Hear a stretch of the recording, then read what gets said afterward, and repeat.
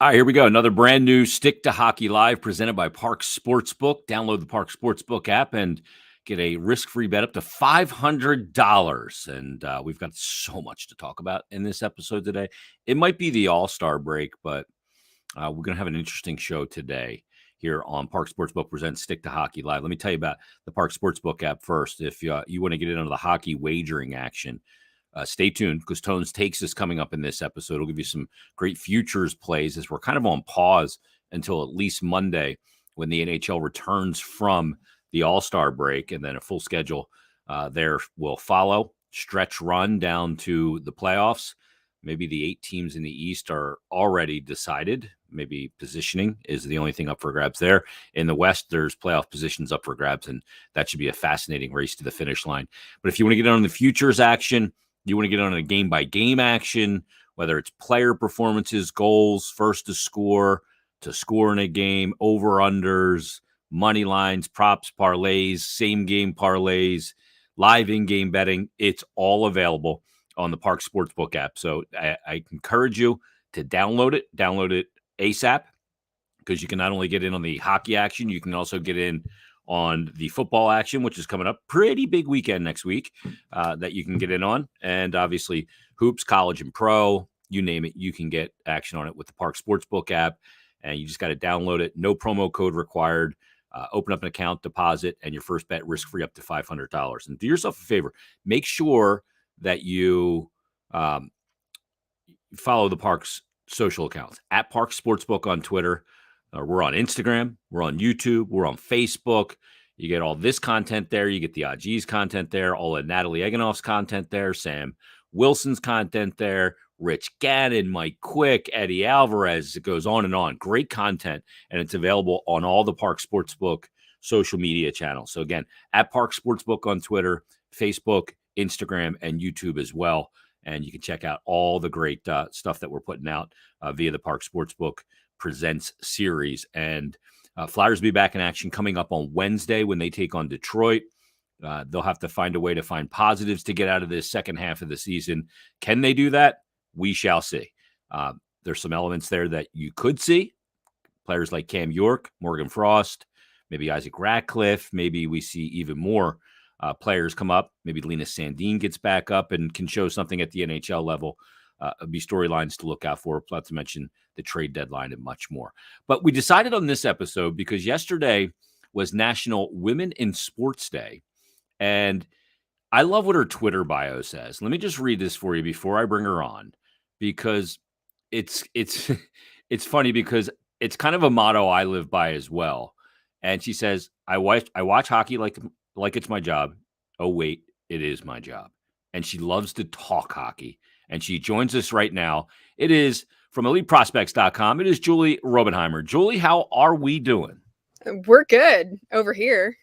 Yeah? What's that backdrop? That's a pretty cool. It's like it's just very theatrical. It's just my curtains. I you know what? I will say this. I love to work on the floor. Like when I was in high school, when I was in college, I always used to sit on the floor, up against my bed, and I would just work. And so it became a thing. So I don't have a desk. I use one of those desk. Yeah, like a tray, like you would have for breakfast in bed.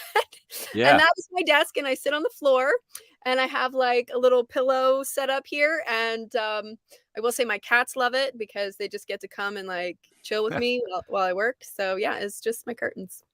So you're on the floor right now. I'm on the floor right now. Yeah. Wow. Do you get any back problems from that? Not so far. I mean, oh, that's good.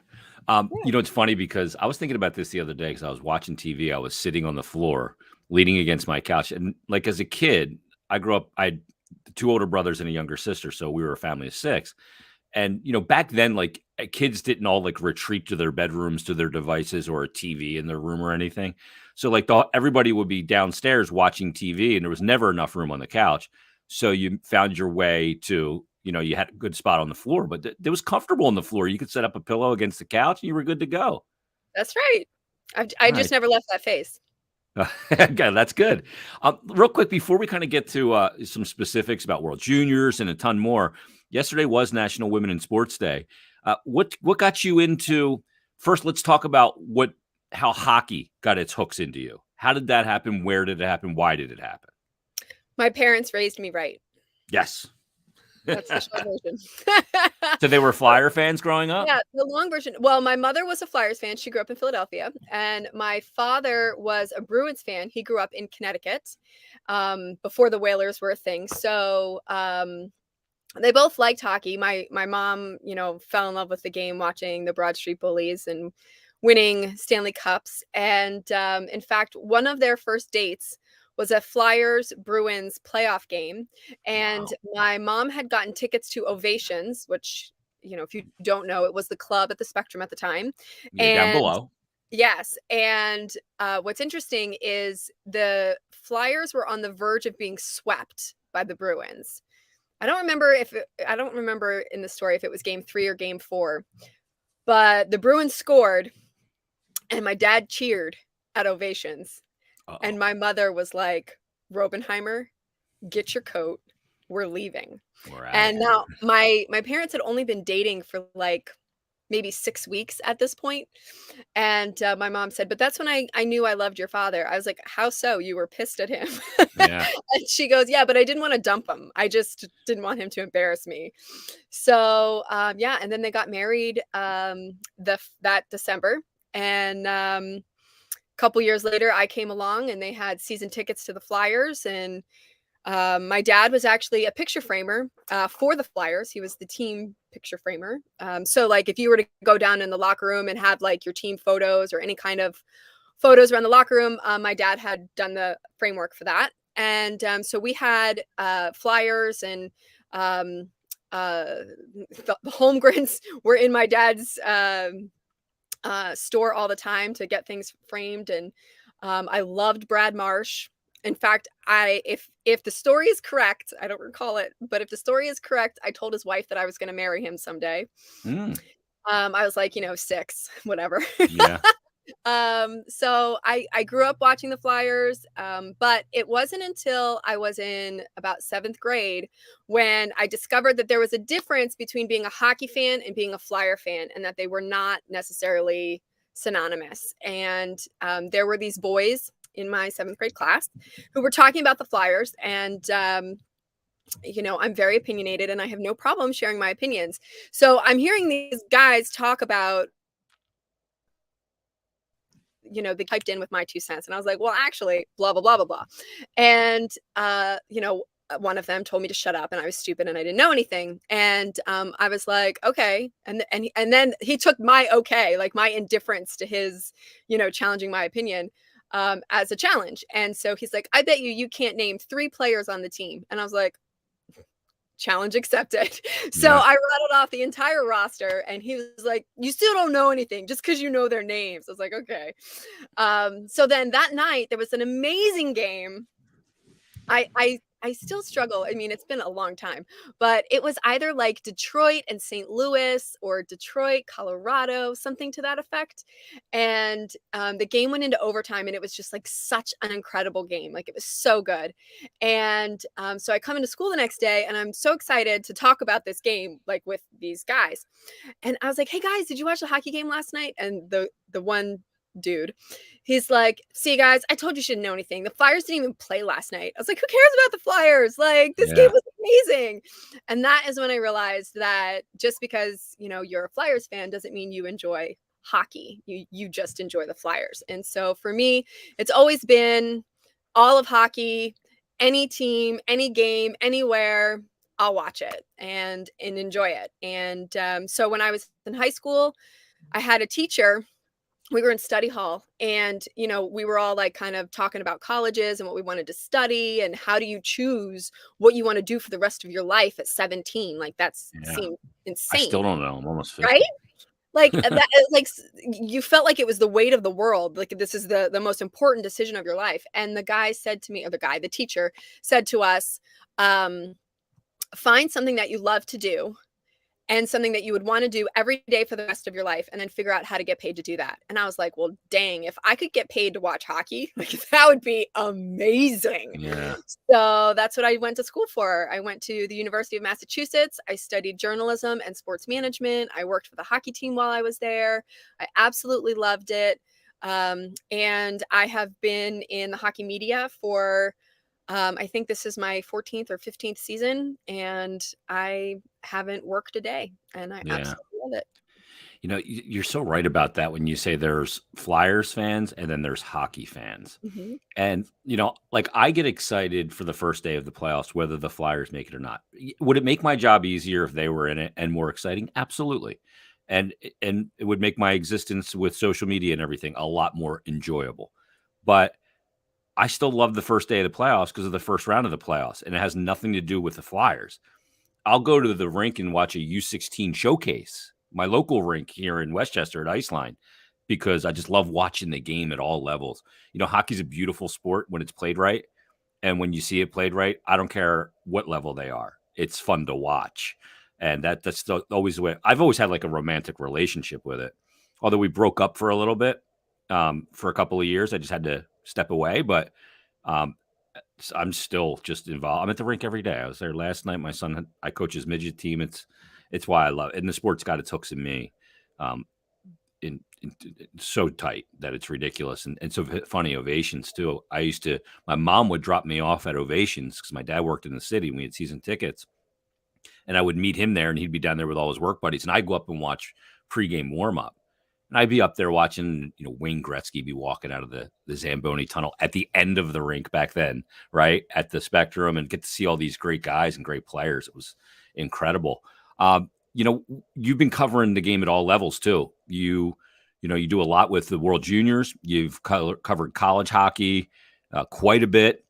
You know, what's the difference now between the young players? Like, you've been doing this for 15 years now, but what's Mhm. the difference in those 15 years from the players that are on the cusp of being draft eligible, or even just in their first year after being drafted, compared now to 15 years ago? Because they seem more ready on and off the ice than they've ever been for the pro game and for what comes with the program from just, you know, people pulling on you, media, and all that stuff. Well, there's definitely a shift, and part of that has just been over time, how do players gain an advantage?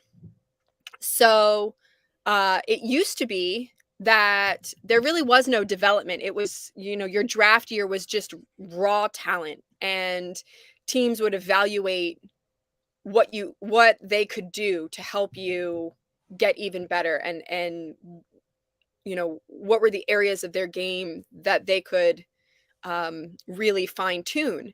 And now you're seeing, again, because of that desire for a competitive advantage, you're seeing a lot of the development tools that players wouldn't really have access to until after they were drafted. They now have access to them before they were drafted. They have access to them at 14 instead of 18.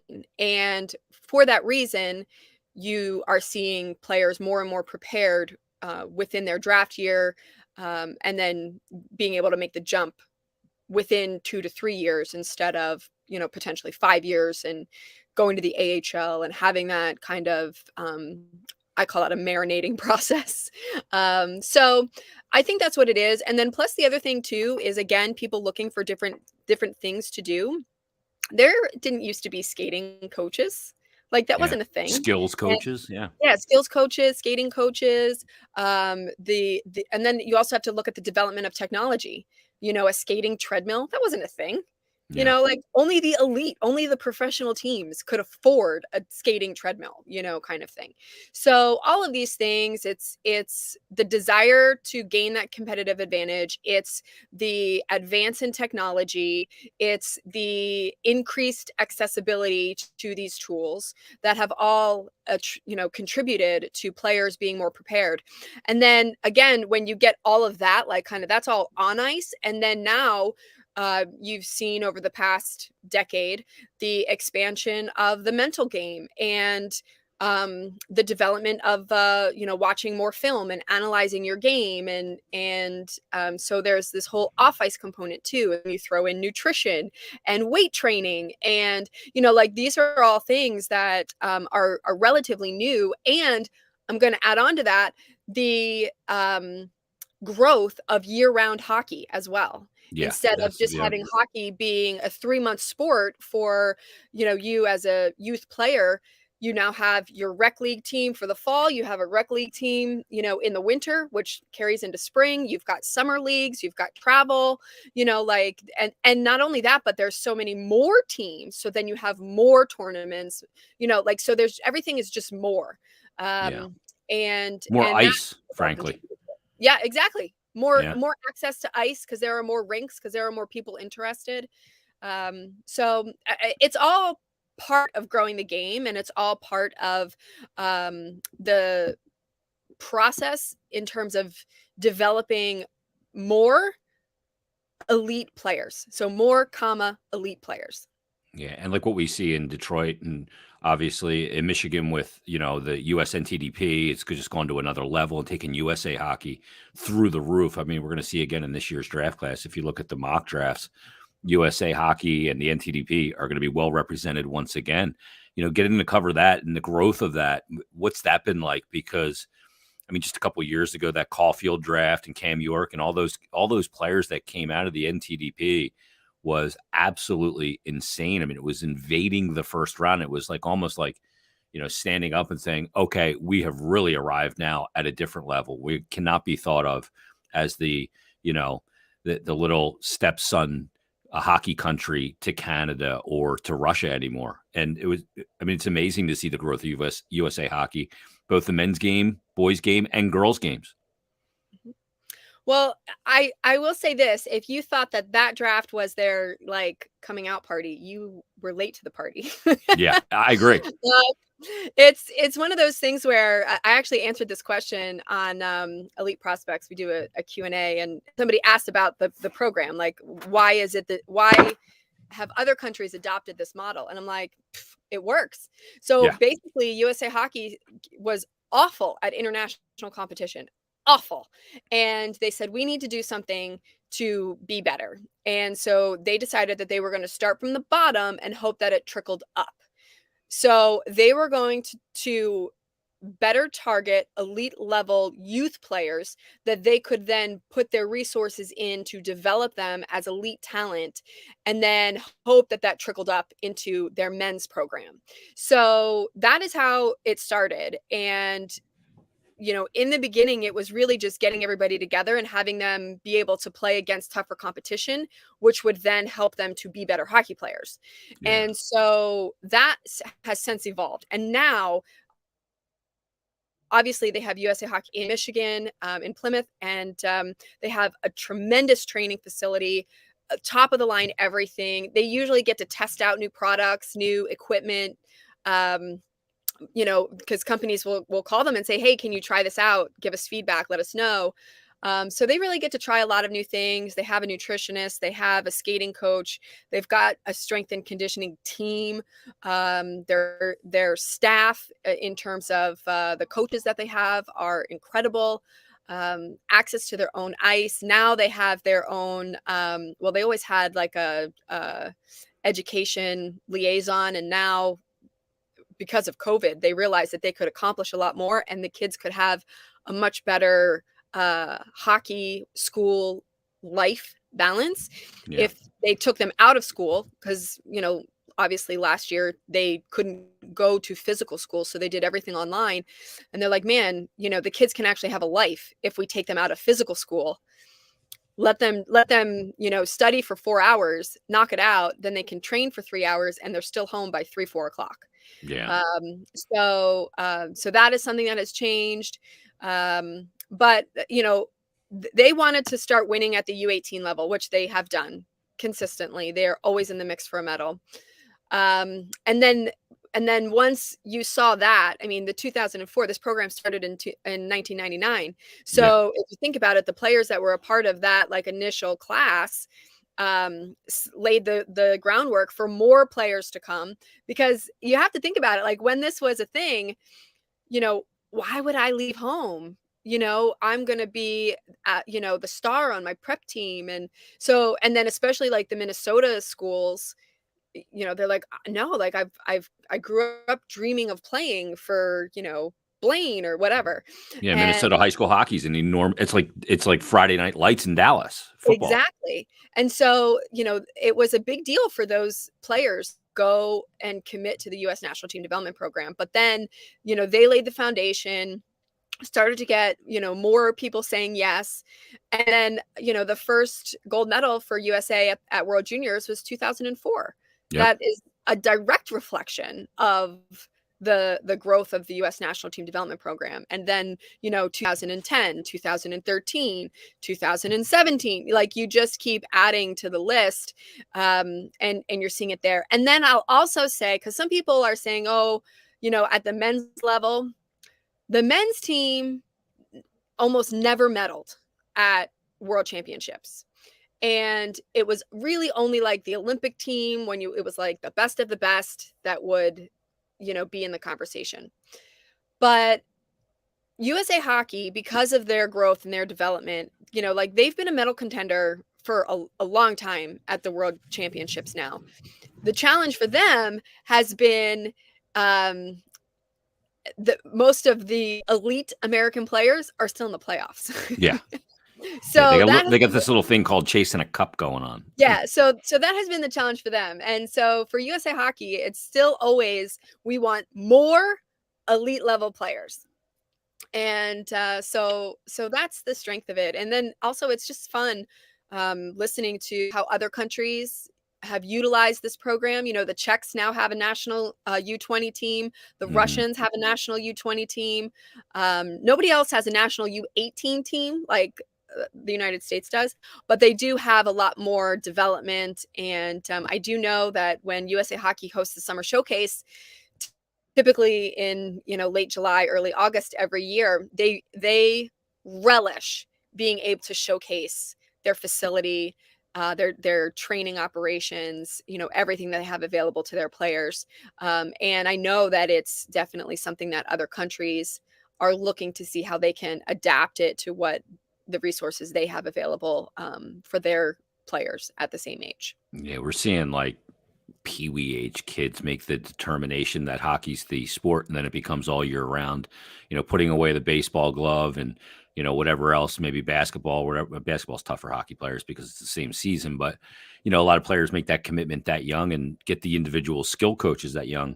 I don't know how I feel about some of that. It's a little young for me, and there's transferable skills with other sports. But let's talk about this year's World Juniors, because it kind of happened, I guess. Not really, yeah. But it started. But what's the latest on the World Juniors, and will they pick this up and get this tournament in, and how will things proceed over the next calendar year when it comes to the WJC? Well, as soon as they canceled it, they had talked about the possibility of rescheduling it. And in theory, that sounds like a great idea. In actuality, I have a lot of questions. It's almost clumsy in actuality, isn't it? Yeah, like, there are so many things. We had talked about it the other day at the game, where I was just like,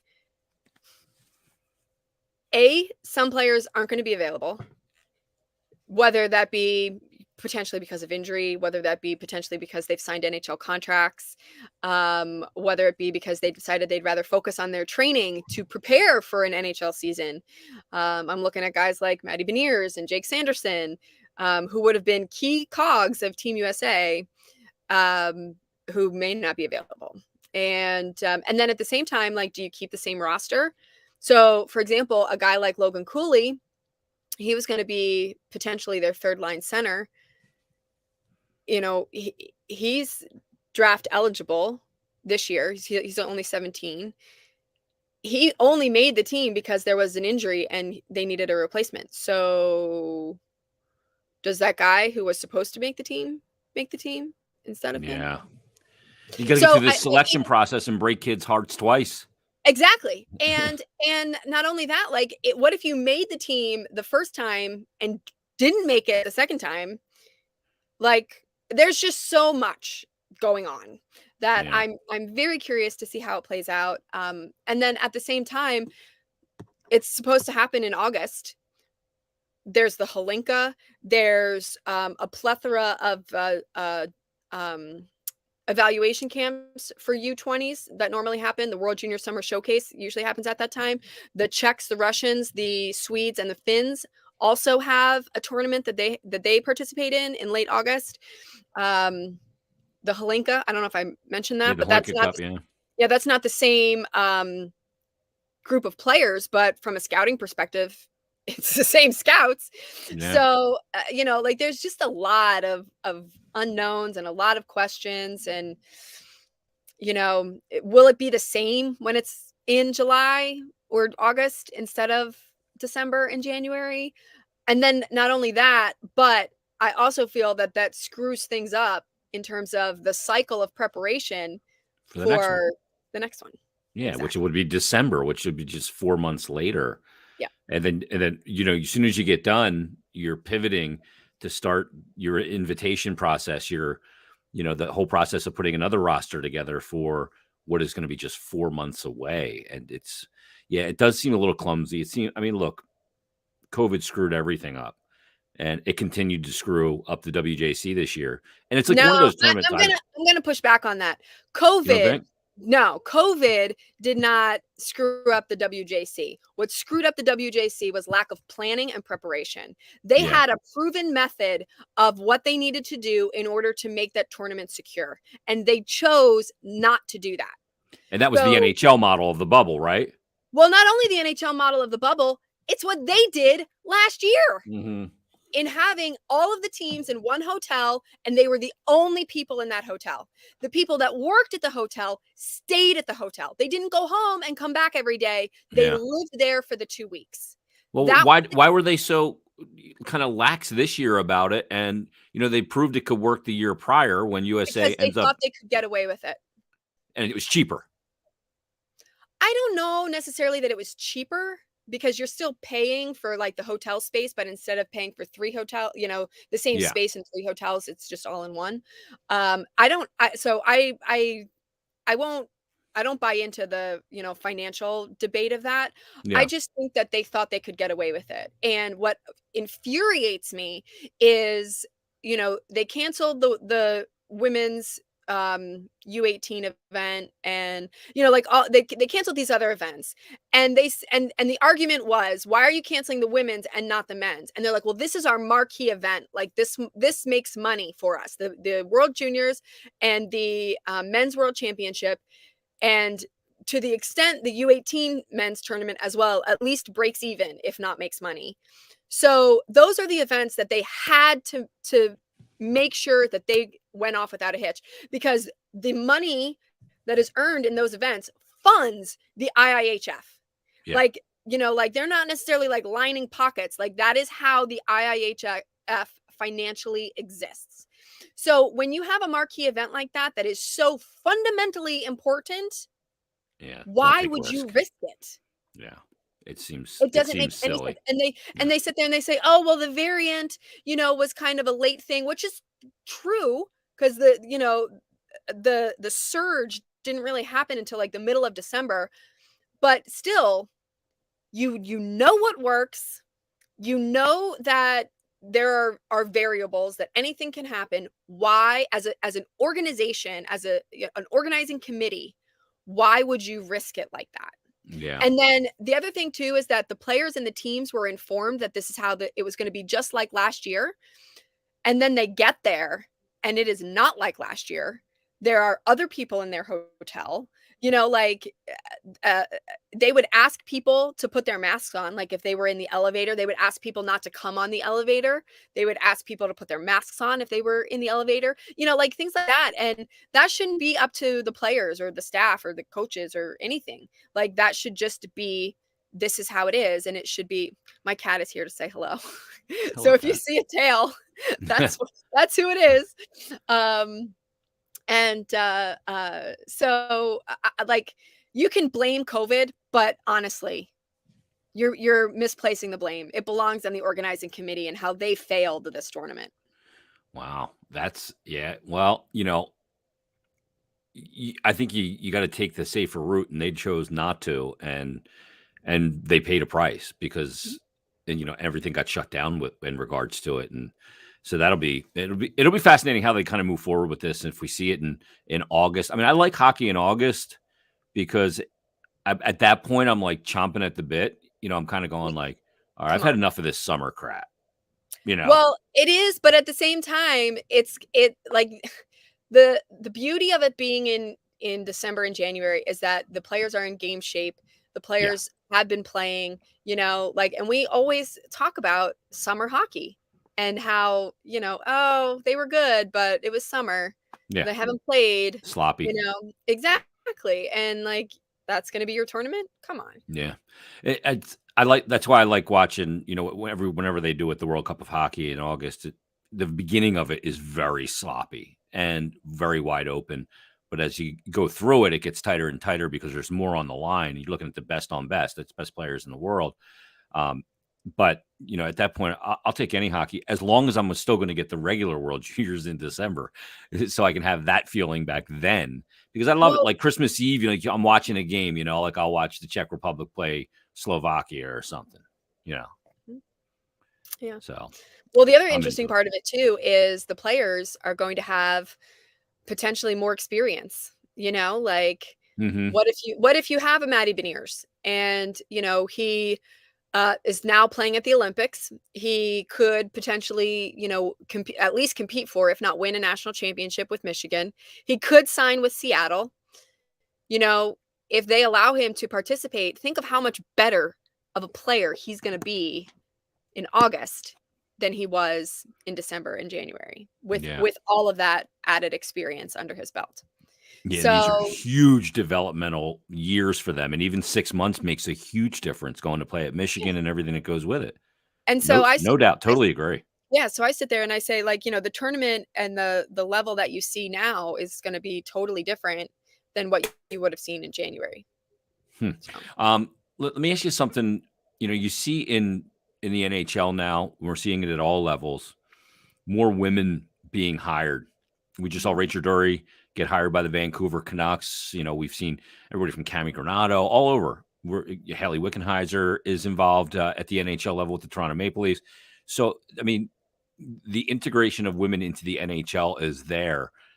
It's not, prevalent at this point, but it's more prevalent. What's your opinion on how this has developed over the last couple of years with women getting more involved at the NHL level? Well, I'd say it's about dang time. Like there have been so many instances in my own career or in my own conversations where people have told me that I'm not qualified to do something. And I'm like, simply because I didn't play in the NHL or that I'm not a scout in the NHL or that I haven't coached an NHL team or been a general manager doesn't mean my opinions aren't valid and my analysis is less than. And that is the thing that is really difficult. And I never played hockey ever. I've never played. Not at all. Like not even shinny hockey. I have never played hockey. And what was frustrating to me is where I wanted to do broadcast journalism. And it was twofold. I did an internship at Comcast Sportsnet in Philadelphia, which was lovely. But what I discovered was that the women, that everybody at the time, but especially the women, were told what to say. And I was like, like, I don't want to be a talking head. I know that what I have to say is worthwhile. And so that's when I pivoted to writing. And then I also pivoted to writing because I didn't want people to look at me as like the token blonde girl. And then that was exasperated when I became Miss New Jersey and competed at Miss America, and everybody thought that I had the opportunities in hockey because of that experience. And I'm like, no, That is not how this worked. I wanted to work in hockey and was working in hockey before that. And so I kind of hid behind a byline so that people didn't look at my face and write me off as the token Yeah. blonde girl. Judge you based on your appearance. Yeah, exactly. And so one of the best compliments I ever got was I was at the Traverse City Rookie Tournament in September. It's an Great tournament. yeah, it's a great tournament. 8 NHL teams, for those who don't know it. Their 8 NHL teams get their prospects together. They have a Western Conference and an Eastern Conference, and they play round robin, and then they have a tournament to determine a winner. And it's amazing. So at that tournament, scouts are everywhere. They don't really like have a section, like everybody's just sitting everywhere kind of thing. And I was sitting down, and this guy sat down next to me, and I talked to everybody. So we started chit-chatting, started talking about the players, stuff like that. And he goes, now it's intermission, like first period's over. And he shakes my hand and introduces himself. And I was like, oh, I'm Julie. I said, I'm Julie Robenhymer. And he's like, whoa, wait a minute. You're Julie? And I'm like, yeah. He's like, no wonder you know your stuff. He's like, I read all of your work. You're so good. And I was like, oh, thank you, And he's like, gosh. And so then he sat down, and we ended up like talking throughout the rest of the game and the next game. And so it's interactions like that really validate and when you're questioning your place in the sports world, in the media world, getting emails from assistant general managers saying, hey, I read this article, it was really good, You're spot on. And at one point I even had people email me saying, hey, if we send our scout to this tournament, would it be better to do that or to go here, to this college hockey tournament? And I was like, well, these are the guys, blah, blah, blah, whatever. And, again, it's just kind of validation. And that's why when you have like, especially TV people say, well, you're not qualified. Like they say to me, you're too qualified to be a host because you know too much, and I had one time that I know more than his current analysts. And I was like, okay, well then let me be an analyst. He's like, oh, you're not qualified. Because you didn't play in the NHL. Yeah. Because I didn't play in the NHL. Like if you look at NHL Network, all of their hosts and analysts, all of their analysts are former players, coaches, GMs, or scouts. Yeah. Every single one. Yeah. The only one it's not, I think, is EJ Raddick. He was a scout for 2 years for the Dallas Stars. Yeah, good point. Yeah, you're right. You look at it, you're right. It's like this mold that you have to fit into to crack the code of being an analyst. And then they want to say, oh, well, we have women analysts. Yes, on occasion they do, but they are women's national team hockey players. Yeah. Also something I am not. You know what I mean? So yeah, those are still the challenges that you have with women in hockey and earning the opportunity. And, I've been very fortunate in my career that my work has spoken for me in terms of what I'm capable of doing. And I've had a lot of people really just give me the ball and allow me to run with it and do what I do best. And I appreciate those people immensely. There was one time that I was covering a world championship and I had an NHL GM come over to me and introduce himself to me. And I was like, this is so backwards. And I even said this to him. I was like, this is so backwards. I should be introducing myself to you. He's like, I know who you are. Yeah. And he's like, oh no. Mr. He's like, Iserman. I follow you on Twitter. I feel like we're best friends. And I was like, what? And then I think of all the times I've like posted about my cat on Twitter. So, he's following you on a burner account though, right? Yeah, of course. So those are the things that, are really, really good. And I will say this, a lot of people are, and I mean, it's worse because it's women, or it's worse when it happens to a woman. Let's put it that way. Because a lot of media people are told how stupid they are and to shut up and to stick to hockey or like whatever the case may be. Hence the name of this podcast. I have been very, very fortunate And I think part of it is that I talk a lot about players that most fans don't know about, because I have experienced none of that. Literally none.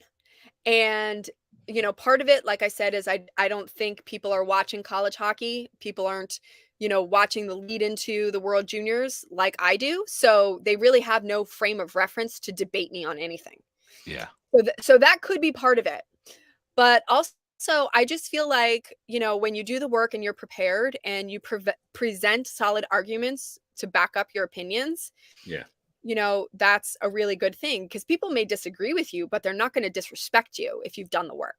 Yeah. I think it's like, that's the reason why this is called this Stick to Hockey, because I did a radio show for 20 years.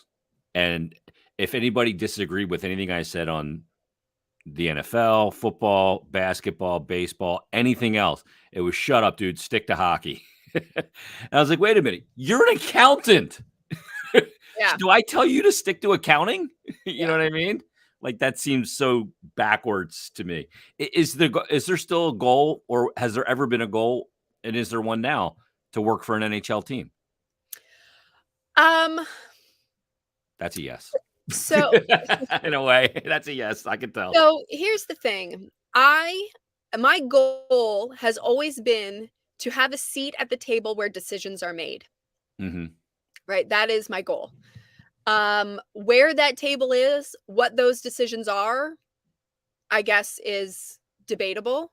Like if I were to work for an NHL team, and I worked for the New Jersey Devils for a season. I was their, digital content host. Um, and I took the job um, with the mindset that I would see if I liked it. Hmm. From a reporting standpoint, previously to that, I was a freelancer. So I could write about any player that I wanted on any team, anywhere, right? I didn't have to manufacture a story. I could find the best stories and share them. And I loved that. And Ones you're so, passionate about. yeah, the ones that are worth telling, Yeah.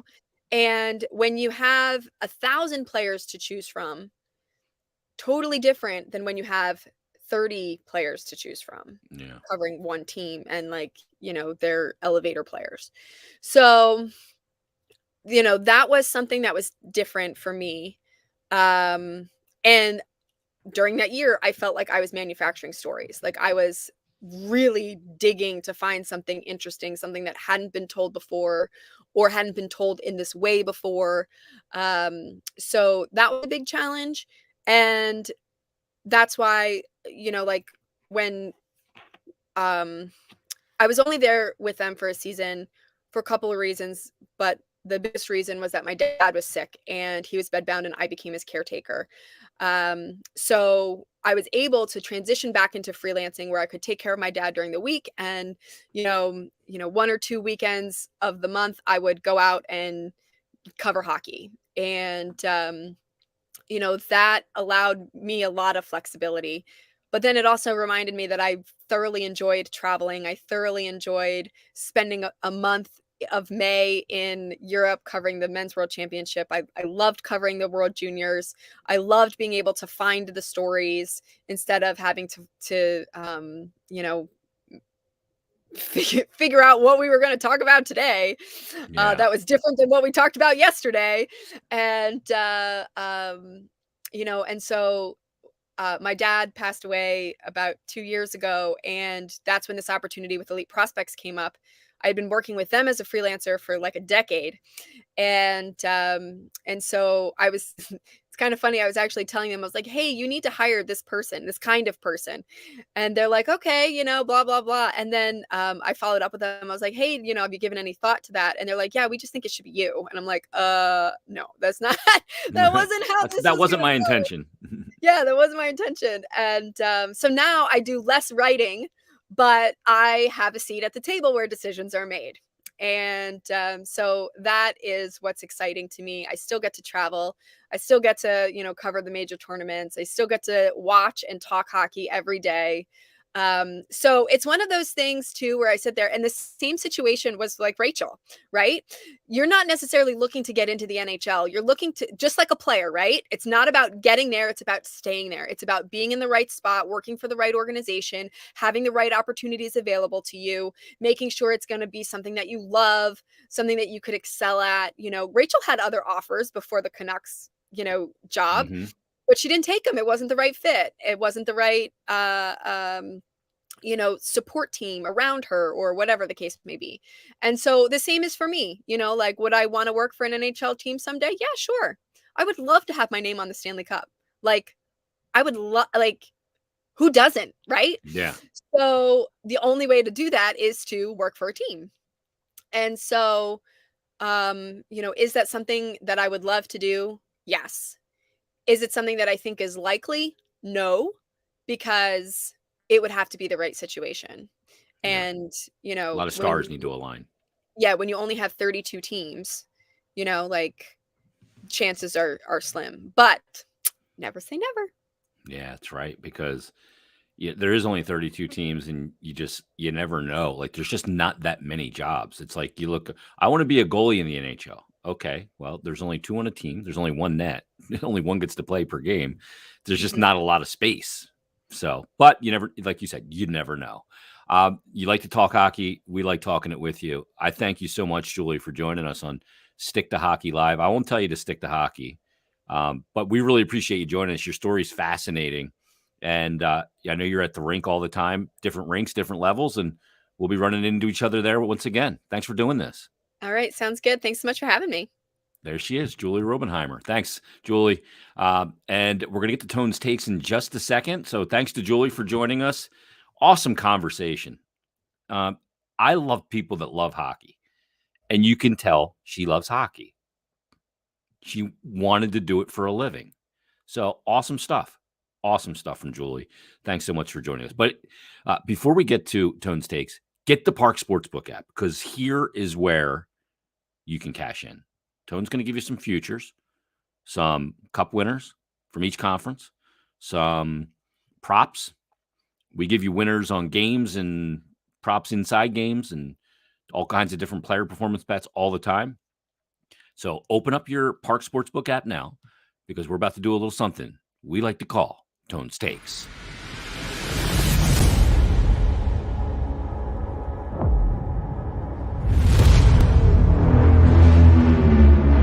Joining us for another edition of Tone's Takes, at Tone's Takes on Twitter.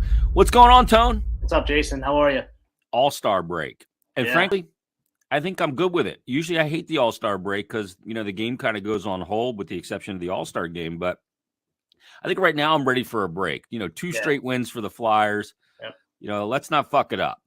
Let's just have a couple days to enjoy it. Yeah, I'm with you. And usually it's a longer break too. I mean, they're starting back up on Monday. I think usually there's at least they don't come back till Tuesday. So there's skills competition Friday, All-Star game Saturday, off Sunday, and then it's only 2 games Monday, but at least it's something. So yeah, and the Flyers won't be back until Wednesday when they take on Detroit. They actually have a home and home with Detroit, in Philly on Wednesday, and then eventually in Detroit as well for just 2 road games of the next, it seems like 15 games, only 2 of them on the road.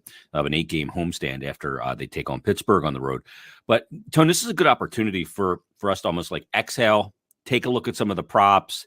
When the game comes back on Monday, like you alluded to, there's going to be this stretch run of trade deadline, who's getting who, what that's going to change, and then you couple that with the kind of the sprint to the finish for seeding, and a lot of, especially in the Eastern Conference, and that could, seeding could be the biggest factor in the Eastern Conference this year on who eventually is able to click round by round and get to the Cup final. But let's take a look at some of the props and some of the individual player props as well. You're having a good year with the props, plus 23.57 units there. Let's start with your East winner, though. And look, Flyer fans may not want to hear this, but they are legit. And it's the Pittsburgh Penguins, plus 800 to win the East and plus 1,600 to win the Cup. When they're healthy, which they're getting healthy, they're the deepest team. It could be the deepest team in the league. There's going to be a lot of condensed games coming up with the schedule. So we have Malkin, who just came back a few weeks ago. He's going to be fresh. If they make a couple additions, I mean, they could use another defenseman, and they can honestly use a backup for Tristan Jarry. I mean, DeSmith has been okay the past couple starts, but you got to have someone that you can kind of lean on to spell him. And if if we don't get playoff Jarry like we have the past couple years, we get this season Jarry. He plays like that. I mean, at this price for the 800 to win the East and 1600 to win the Cup, I mean, how can you not take a flyer on it? Yeah, and it seems like that would be a team that goes, okay, Achilles' last stand. Like we got one more shot at it with this core group. Right. And I mean, you couple that with Jeff Carter, who's got 2 cups as well. Crosby, Malkin, and Letang all have 3. So, I mean, the thing I would worry about with it is the Jarry factor. Right. You know, do they go into the playoffs not knowing if they're going to get playoff from last year Jarry or this regular season Jarry? Or do they even look at, I mean, do they look at Marc-Andre Fleury in Chicago? You know, a little reunion there. I know Fleury's been attached to a lot of teams, but boy, that would be a hell of a story. I'm writing a good story here. Oh, yeah. I mean, that's a great story. Him going, I mean, there's no better guy in the league than Marc-Andre Fleury. Like, I totally agree. Good guy. Like, that would be a good story for him. Retire, go back to Pittsburgh.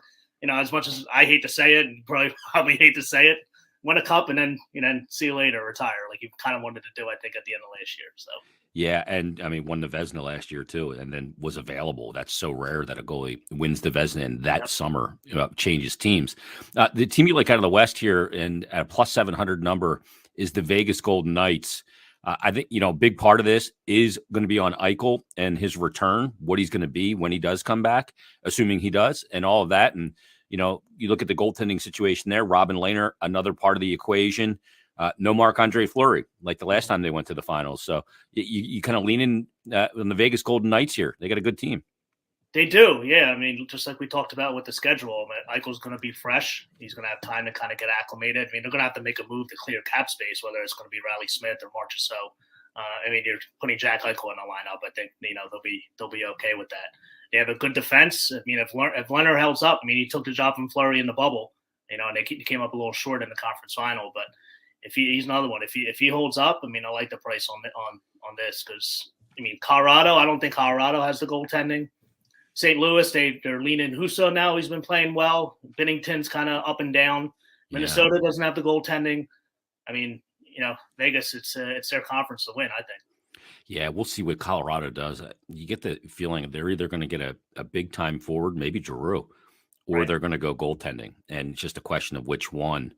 That goaltending is going to get you by in the regular season with that team. That team's a wagon up front, but we'll see what they can do come playoffs because the game is so different. Let's look at the Hart Trophy because this is a fascinating discussion because you have McDavid and Draisaitl who pile up points like ridiculous numbers, and we see them play. We see the highlights, but their team may not make the playoffs. And then you look at a guy like Jonathan Huberdeau and what's going on down in Florida at plus 650. Ovechkin has been unbelievable this year in all facets of his game. And I mean, you got to even maybe look at a guy like Nazem Kadri at some point here as well. But where are you leaning here for the Hart? Jonathan Huberdeau at plus 650. It's the third best odds. He leads the league with 64 points. Bennett has missed time. Barkov has missed time this year. Huber's pretty much played the whole season, and he's having a breakout year. He's always was a talented player, but I know there's a lot around him. But he kills penalties. He's a great defensive forward. I mean, at plus 650, I mean that's definitely something to look at because, like you said, I mean Edmonton may not even make the playoffs. Ovechkin's had a great year, especially with all the injuries they've had. But I mean, who knows what's going to happen with that team coming up? I think there's a ton of value in this Huberdeau bet. Yeah, I mean, if Edmonton doesn't make the playoffs, I don't want to see McDavid or Draisaitl's name in the top 3. Right. Because you have 2 of the best players on the planet, and you're not going to make the playoffs. So, well, you can go, well, the MVP should be predicated on what the team would be without those guys. They'd still be not a playoff team is what they'd be. Right, exactly. Huberdeau, the other thing about him is, that moniker followed Barkov around for years. The best player in the NHL nobody knows about, right? Mm-hmm. Huberdeau's been there longer, and he is a really, really good player. So I like that. I like that play. I think there's like almost a sympathetic feel for him too, because all those years in Florida. The Rocket Richard Trophy, Kreider, how about the numbers he's putting up? He scores again last night. And you look at Chris Kreider, and he got off to a hot start. The shooting percentage was like 20%. You go, it's going to cool off. It hasn't. We like his number here? Yeah, plus 375. He's fourth behind Draisaitl, Matthews, and Ovechkin. Leads the NHL with 33 goals.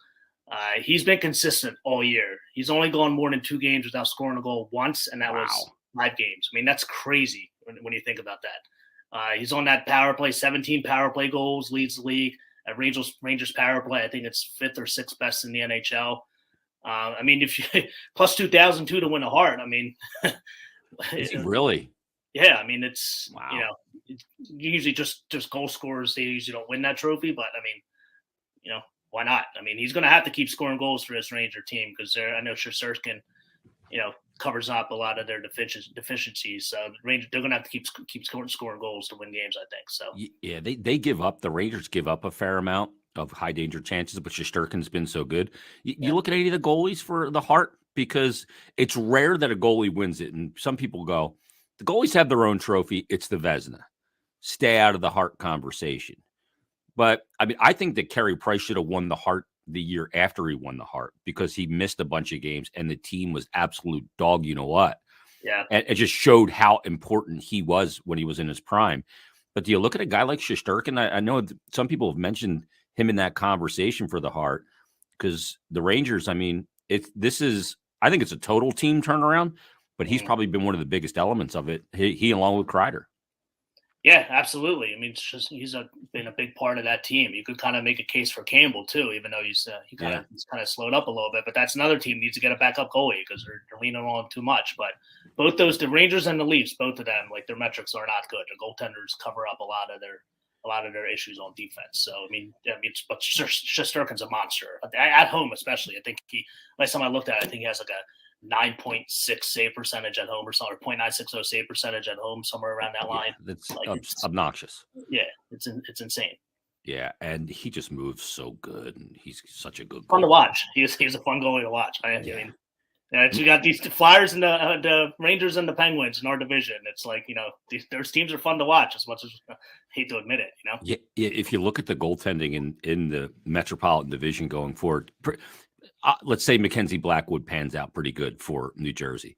So you would have Mackenzie Blackwood. You have Samsonov in Washington, good Russian young goaltender.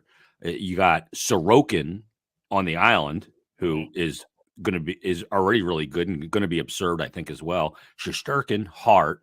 Yep. I mean, you look at like Carolina's got Freddie Anderson, but you look at if you don't have goaltending in that division, I think it's going to be a separator for all these teams. But the Flyers have gotten good goaltending at a Hart this year, but it hasn't buoyed them in the standings. It's almost unfathomable that hasn't happened.